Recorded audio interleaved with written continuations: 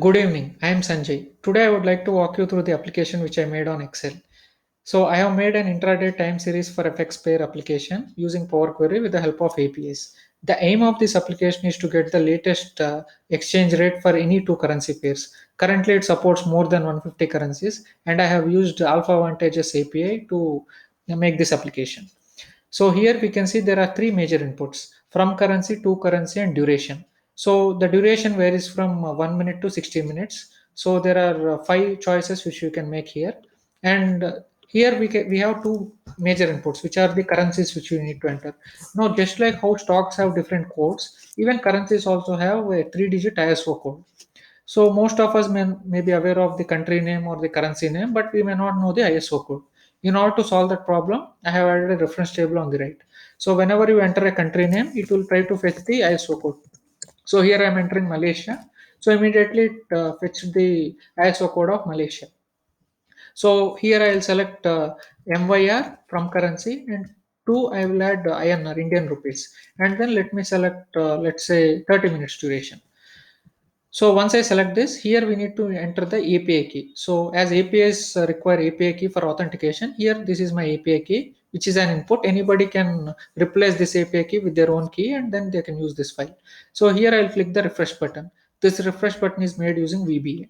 So once I press the refresh button, automatically it tries to fetch the data and then it will update accordingly. So here you can see that it converted from MYR to INR, and here it is showing the latest time period. So the data gets updated every half an hour.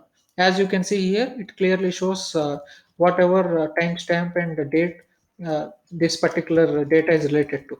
So here it fetched the data from 24th November till 25th December. So here we can see the entire data pulled in the form of a table. Now, in order to execute this, I have used Power Query. So here I have written a couple of queries. So what Power Query does is it tries to take the inputs from the Excel sheet, and here there are the inputs which I taken. So from currency, to currency, duration from the current Excel workbook. So and this is the API key. After getting these inputs, the code will get executed and it will try to fetch the exact API through internet. And then I have applied lot of steps in order to convert the data in the form of a table to make it more usable. So on the right, you can see I have applied so many steps. So finally, we'll get this output. So you have the timestamp, open, high, low, and close. So in order to make this ISO code, I have actually used VLOOKUPs. So I have taken this data from Wikipedia. I have done some web scraping. So after doing web scraping, you can just get this data with the help of VLOOKUP. So because it is a web scraping tool, it gets updated automatically from time to time if there are any changes.